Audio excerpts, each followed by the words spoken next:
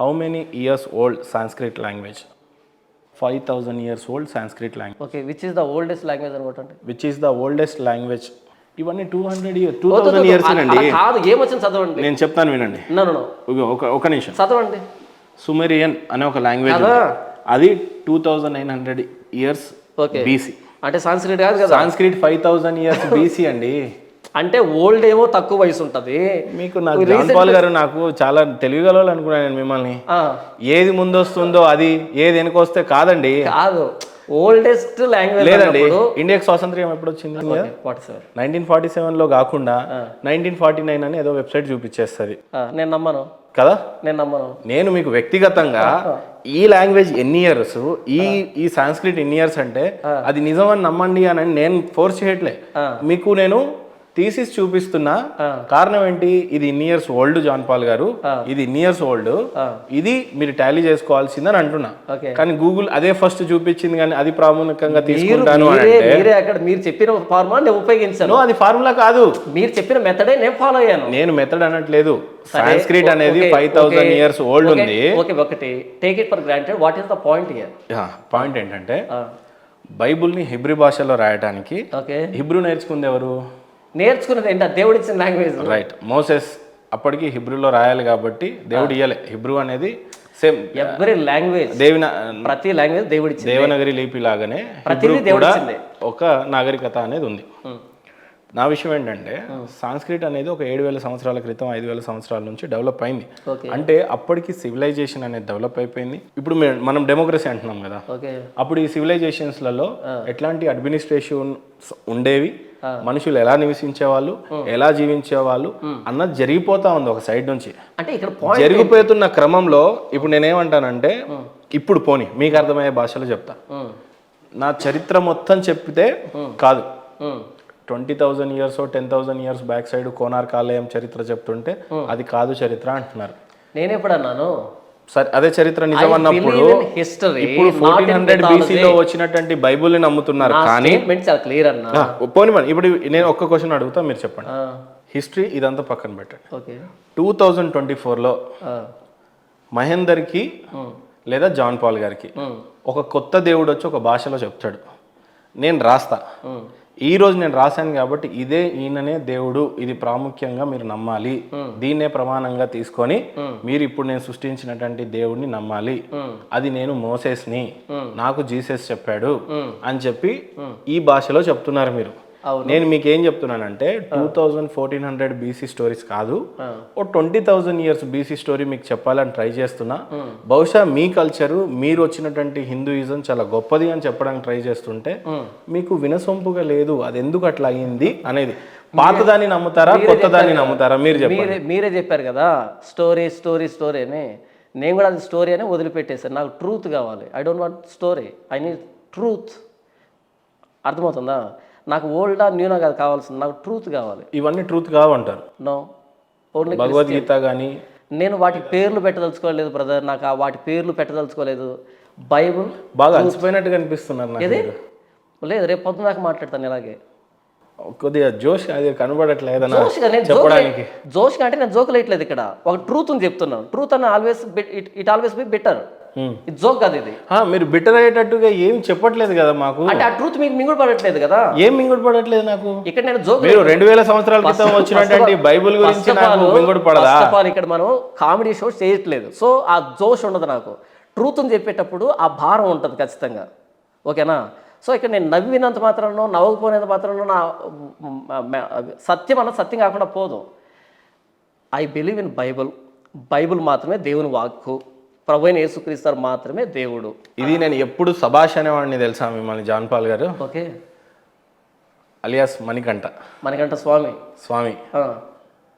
మీరు ఒక బైబుల్ని చదివారు కానీ, ఒక గీతని కానీ, ఒక మహాభారతాన్ని కానీ, శ్లోకాలు కానీ, లేకపోతే హిందూ ఇతిహాసాల గురించి కానీ, ఒక 20,000 సంవత్సరాల ఉన్న హిస్టరీని కూడా నేను నమ్మను.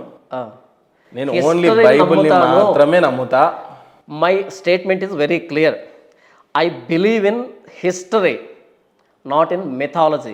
ఏం చెప్తున్నాయి ఇవి రెండు? హిస్టరీ అన్నది అది ప్రూవెన్ ఫ్యాక్ట్, అది దాన్ని నమ్ముతాను నేను. కానీ మెథాలజీ నమ్మను నేను. బైబుల్ అన్నది it's a historical book. His story, god's story, his story.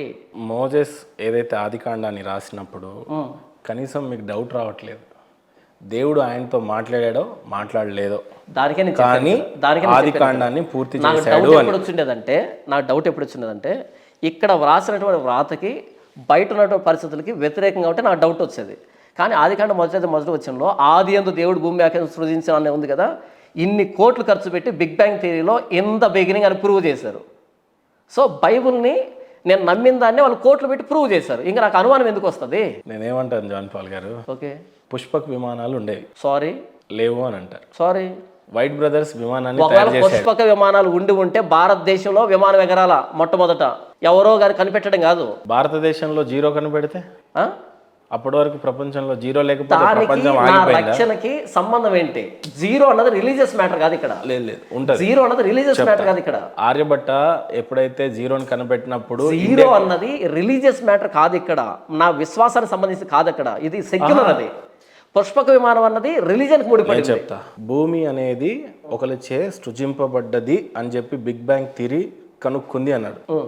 In the beginning, ఈ సృష్టికి దీనికి ఒక బిగినింగ్ అనేది ఉంది అని కనుక్కున్నారు అని అన్నారు. అట్లాగే హిందూ మైథాలజీ స్టోరీస్ కానీ హిస్టరీ కానీ ఏం చెప్తుందంటే పుష్పక విమానాలు ఉండేవి. సారీ, మిథాలజీ, రామాయణం అనేది జరిగింది, హిస్టరీ కాదు. రామాయణం అనేది జరిగింది. సారీ, నేను నమ్మట్లేదు. రామాయణం జరగలే, నేను నమ్మట్లేదు. రామాయణం జరిగింది అని అంటే అబద్ధం అంటారు జాన్ పాల్ గారు. నేను అబద్ధం అనట్లేదు. నేను రామాయణం జరిగింది అంటారా? రామాయణం జరిగిందంటారా? నేను నమ్మట్లేదు. అవశేషాలు దొరుకుతున్నాయి, రాముడు పాదముద్రలు. 10 తలలు దొరకలేదుగా. నేనేమంటాను, దొరికింటే ఒకటే దొరికిండాలిగా. భారతదేశానికి యేసు ప్రభు వారు రాకముందనే మతం వచ్చేసింది భారతదేశంలో, సువార్త వచ్చింది, రైట్? అలాంటిది ఈ భారతదేశానికి రాముడు, అయోధ్య, ఈ గొడవ, జ్ఞానవాపి, ఈ గొడవలని నడుస్తా ఉన్నా కూడా మీకు రుచించలేదు. ఈ గొడవలు నేను నమ్ముతున్నా, బట్ ఆ స్టోరీ ఏదైతే ఉందో దాన్ని నేను నమ్మట్లేదు. రామాయణం నిజమో కాదో అనే కన్ఫ్యూజన్ లో మీరు ఉన్నారు. కన్ఫ్యూజన్ కాదు, నేను నమ్మట్లేదు. లంక ఇప్పుడు వెళ్ళలేదా? శ్రీలంక ఉంది, అక్కడ రావణాసుడికి టెంపుల్, రావణాసుడు ఉన్నాడో లేదో నాకు తెలియదు. శ్రీలంక అయితే ఉంది. రావణాసుడికి సంబంధించిన ఆనవాలు, ఆలయాలు, అవశేషాలు అన్నీ ఉన్నాయి. ఏదో ఒక రాజు ఉండొచ్చు, కానీ 10 తలలు లేవు కదా. పోనీ భద్రాచలంలోనంటే కొలువైన శ్రీరాముడు ఆలయంలో గుడి ఉంది, అక్కడ ఒక స్టోరీలు ఉన్నాయి, గుడి ఉంది, హిస్టరీ ఉంది, స్టోరీ ఉండొచ్చు. అదే శ్రీరాముడు అయోధ్యలో పుట్టాడు అని చెప్పేసి ఇతిహాసాలు ఉన్నాయి, స్టోరీ ఉన్నాయి, దానికి ఆధారాలు ఉన్నాయి, ప్రమాణాలు ఉన్నాయి. ఓకే, నాకు అలాంటి కనిపించలేదు, నేను నమ్మట్లేదు. జాన్ పాల్ గారు ఎప్పుడైనా ఇజ్రాయెల్ వెళ్ళాడా? వెళ్ళలేదు, భవిష్యత్తులో వెళ్తాడు. ఇజ్రాయెల్లో ఇప్పుడు మీరు ఇందాక అన్నారు ఆలయం లేదని, నేను మీకు చూపిస్తే ఉంది అని వచ్చింది. సోలమన్ టెంపుల్ చెప్తున్నా కదా. సో సాలోమాన్ కట్టినటువంటి టెంపుల్లో మీరు ఇంతవరకు వెళ్ళలేదు. అక్కడ సిలువ వేసారా దేవుడిని? వేశారు కదా. ఎవరు వేశారు సిలువ? యూదులు రోమిలకు అప్పగిస్తే రోమిలు సిలువ ఎక్కించారు. రోమలు వేశారు. యూదులు అంతా ఎవరు? యూదులే. యూదులు మన ఫాలోవర్సే కదా యేసుప్రభు వారికి. యేసుప్రభు ఫాలోవర్స్ కాదు, యేసుప్రభుని అపోజ్ చేసిన వాళ్ళు. లాస్ట్ వరకు యూదులలో ఆయన ఉన్నటువంటి శిష్యులంతా ఎవరు? యూదులు. మరి ఇప్పుడు వాళ్ళు అపోజ్ చేశారన్నారుగా మీరు. వాళ్ళు కాదు కదా యేసుప్రభుని అప్పగించింది. యూదులటువంటి అందులో నుండి ఉన్న 811 మందో శిష్యులు ఉంటారు, 9 మంది అనుకుంటా, 12 మంది శిష్యులు. అందులో ఒకడు దేవుడిని అప్పగిస్తాడు, అక్కడ సిలువేశాడు. అవును. అక్కడ చనిపోయిన తర్వాత ప్రభు యేసు వారు 3వ రోజు తిరుగులేశారు. అవును. ఇదంతా మీకు ఎలా తెలుసు? Bible, right, history. మరి రామాయణంలో రాముడి గురించి ఇతిహాసం కాదా? నేను అది మిథాలజీ అంటున్నా. మిథాలజీకి దీనికి సంబంధం తేడా ఏంటో mythology ఒక పని చేయండి. నాకు జ్ఞానం లేదు, మీ అంత చదవలేదు బైబుల్ని కానీ రామాయణంని కానీ. నేను ఒక చాలా తక్కువ నాలెడ్జ్ ఉన్న పర్సన్ని. ఈ రెండింటికి తేడా మీరు వివరించండి పోనీ. చాలా చక్కగా క్లియర్ అయిపోవాలి అందరికి. చక్కగా క్లియర్గా చెప్తున్నాను. ఇందులో వ్రాయబడిన ప్రతి మాట, ఇందులో అంటే ఏంటి క్లియర్గా చెప్పండి. బైబిల్లో వ్రాయబడిన ప్రతి మాట చారిత్రాత్మకం. చరిత్ర ఇందులో ప్రతి మాటని ధృవీకరిస్తూ ఉంది. దీనికి సంబంధించి పురావస్తు ఆధారాలు ఉన్నాయి, సైంటిఫిక్ ఎవిడెన్సెస్ ఉన్నాయి. ఇది లాజికల్గా సరిపోతుంది, మోరల్గా సరిపోతుంది, స్పిరిచువల్గా సరిపోతుంది. దీన్ని మనం ఎక్స్పీరియన్స్ అవుతాం, ఈ ప్రతి మాటని ఎక్స్పీరియన్స్ అవుతాం. ఈ క్వాలిటీస్ మిగతా గ్రంథాల్లో నాకు ఎక్కడ కనిపించలే. మీరు చదవకుండానే అంటున్నారు, ఆ మాటని గమనించాలా మీరు. పాయింట్ అవి నన్ను అట్రాక్ట్ చేయలేదని చెప్తున్నాను కదా. ఇది నన్ను చదవకుండా రామాయణమే చదవలేదు, రామాయణం గురించి మీరు ఏం మాట్లాడాలో మీకు అర్థం కావాలి. అంతకుముందు నేను దీన్ని కూడా చదవలే. కానీ ఇది జాన్ పాల్ గారు, నేను ఒకటి చెప్తున్నా, ఆథర్ రచన రాసేవాడు రచయితగా ఎలాగైతే మారతాడో అది ఎలా రాస్తాడు? మంచి మంచి స్టోరీస్కి లోనైన తర్వాత ఆయనలో ఒక రైటర్ పుడతాడు. ఓకే, మీరు ఒక మంచి రీడర్, రీడర్ ఎప్పుడు అనిపించుకోవాలా మీరు మంచి స్టోరీస్ చదివినప్పుడు ఇది అయినప్పుడు. అవును. ఒక బైబిల్ మాత్రమే చదివేసి దాన్నే ప్రామాణికంగా తీసుకుంటే ఎట్లా అండి? ఓకే, మీరు రామాయణాన్ని అయితే చదవలేదు. మీరు చెప్పింది పుస్తకాలకు సరిపోతుంది, హ్యూమన్ ఆథర్ ఉన్నప్పుడు సరిపోతుంది. ఇది డివైన్ ఆథర్. నేనేమంటున్నా, మీరు భగవద్గీతని చదివారా? నేను చదవలేదు బ్రదర్. రామాయణాన్ని చదివారా? చదవలేదు, చదవను కూడా. మహాభారతాన్ని చదివారా? చదవలేదు, చదవను కూడా, చదవాలని లేదు. మరి ఇప్పుడు ఇంకా ఏంది మీ బాధ? నా బాధ ఏంటంటే ఈ సత్యం ప్రపంచానికి తెలియాలి. అందులో ఉన్న సత్యం ఎవరికి కావాలి మరి? ఏమో అది నన్ను ఆకర్షించలే. చదవకుండా ఎట్లా ఆకర్షిస్తుంది అంటే మళ్ళీ అదే మీరు కనీసం ఒప్పుకోవట్లేదు. నేను చదవలేదు, అందులోనే చదువుతాను, చదివిన తర్వాత ఒకవేళ ఆకర్షింపబడితే. అవి చదవనటువంటి స్థితిలో ఉన్నటువంటి నేను దీన్ని కూడా చదవలే, కానీ ఈ బైబిల్ నన్ను ఆకర్షించింది. జాన్ పాల్ గారు ఒకటి క్లియర్గా చెప్పండి. మీరు బైబిల్ చదివారు, చదివాను. రామాయణం చదవలేదు, చదవలేదు. భగవద్గీతను చదవలేదు, మహాభారతం చదవలేదు, వేదాలు చదవలే, రైట్? చదవలేదు. ఇతిహాసాలు ఏమీ చదవలేదు, ఏం ఎక్సెప్ట్ బైబుల్. కనీసం ఇవన్నీ చదివి ఇంకో ఇంటర్వ్యూలో కూర్చుంటారా పోని?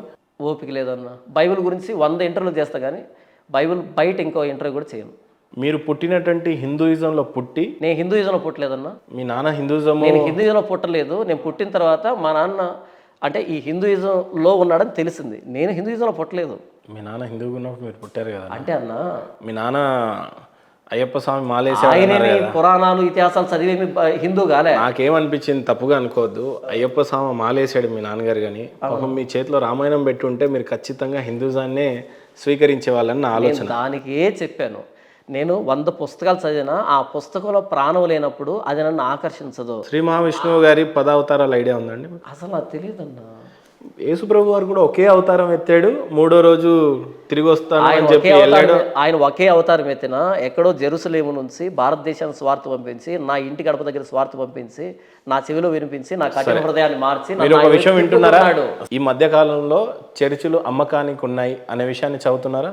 ఉండొచ్చు, ఉండకపోవచ్చు. అవి బిల్డింగ్లు కదా. 1,00,000 చర్చిలు అమ్మకానికి ఉన్నాయి. 2 లక్షలు ఉండే నాకేంటి వచ్చిన నష్టం? దాని ఇస్కాన్ అనే టెంపుల్స్ 2 లక్షలు ఉంటే మాత్రం నాకు వచ్చే నష్టం ఏంటి? ఇక్కడ తెలివి తక్కువ హిందూ సోదరులు ఎవరైతే ఉన్నారో మతాన్ని మారుతా ఉన్నారు. తెలివి తక్కువ కాదు, అమెరికాలో యూరప్ లో తెలుసుకున్నటువంటి వాళ్ళు, అమెరికా యూరప్లలో క్రిస్టియన్ సోదరులంతా కూడా హిందూ సోదరులుగా మారుతా ఉన్నారు అక్కడ. సంతోషం, కంగ్రాచులేషన్స్. నేను మిమ్మల్ని హిందూగా మారుద్దాం అని అనుకుంటున్నా. జాన్ పాల్ గారు మారుతారా? లైఫ్ టైం ఛాలెంజ్ ఇస్తున్నా. మీరు ఏ థీసిస్ ని చదవడానికి సిద్ధంగా లేనప్పుడు మిమ్మల్ని ఎవరు మార్చరండి. మరైతే మీరే కదా అన్నారు మారుస్తాను. అదే నేను ట్రై చేస్తున్నా అంటున్నా. మిమ్మల్ని ట్రై చేయొచ్చు. పోనీ నన్ను హిందువు నుండి క్రిస్టియన్ గా మార్చడానికి మీరు ఎలాంటి బోధనలు చేస్తారు? ఇప్పుడు చేసేది ఇప్పుడు వరకు మాట్లాడి చేయండి. ఇప్పుడు నేను అంటున్నా బోధన. మిమ్మల్ని మార్చడం నా ఉద్దేశం కాదు, ఈ సత్యాన్ని ప్రకటించడం మాత్రమే నా ఉద్దేశం. యేసుప్రభు అంటే సర్వలోకానికి వెళ్ళి సర్వసృష్టికి వెళ్ళి సువార్త ప్రకటించండి, నమ్మి బాప్తిసం పొందిన రక్షించబడతాడు, నమ్మని వారికి శిక్ష విధించబడతాడు అని చెప్పాడు. అంతేగాని గడ్డం పట్టుకుని బ్రతిమలాడండి, బలవంతంగా మార్చండి అని యేసుప్రభు నాతో చెప్పలేదు. ప్రకటించమని చెప్పి నేను ప్రకటిస్తున్నాను. అందులో సత్యం ఉందని మీకు అర్థమైనప్పుడు మారు మనసు పశ్చాత్తాపం ద్వారా బాప్తిసం ద్వారా ప్రభు యేసుక్రీస్తు సొంత రక్షకుడు అంగీకరిస్తే మీరు రక్షించబడతారు, లేకపోతే శిక్షలోకి వెళ్తారు, అంతే. బంగ్లాదేశ్ లో క్రిస్టియానిటీ ఎందుకు పెరగలేదంటే ఏం చెప్తారు? నాకు తెలియదు. రానివ్వలేదు మిమ్మల్ని. తెలియదు. ఉత్తరప్రదేశ్ లో క్రిస్టియానిటీ మత ప్రచారం అనేది బ్యాన్ చేశారు. బయట చేసి ఉండొచ్చు, ఇంటర్నెట్ ద్వారా వెళ్తుంది కదా. ఏ రకంగా కూడా ఇప్పుడు భౌతికంగా వెళ్లాల్సిన అక్కర్లేదు, ఆ రోజులు పోయాయి. ఇంటర్నెట్ ద్వారా వాళ్ళ బెడ్రూమ్లోకి వెళ్తుంది సువార్త. నేనేమంటున్నానంటే అండి, ఒక వెల్ ఎడ్యుకేటెడ్ సోదరుడు ఎప్పుడు కూడా క్రిస్టియానిటీని ఎక్కువగా స్వీకరించలేదు. బ్యాక్వర్డ్ కమ్యూనిటీలో వెల్ ఎడ్యుకేటెడ్ కాదు, అంత ఆలోచన లేనటువంటి వ్యక్తి క్రిస్టియానిటీ అంగీకరించలేడు. లేదు. నేనేం చెప్తున్నానంటే మీరు కూడా హిందూయిజాన్ని వదిలేసి క్రిస్టియానిటీ ఎందుకు పుచ్చుకున్నారో తెలుసు? నేను హిందూయిజాన్ని వదిలిపెట్టలే. మీరు పుట్టింది హిందూ మతంలోనే, క్రిస్టియానిటీ ఎందుకు పుచ్చుకున్నారో తెలుసా? జాన్ పాల్ గారు హిందూయిజాన్ని వదిలిపెట్టలేదు. ఒక విషయం నేను చెప్పనిస్తారా? జీవితాన్ని విడిచిపెట్టాను. నేను ఒక విషయం క్లియర్ గా చెప్తా. జాన్ పాల్ గారు మణికంఠ స్వామి అని మీ పేరు,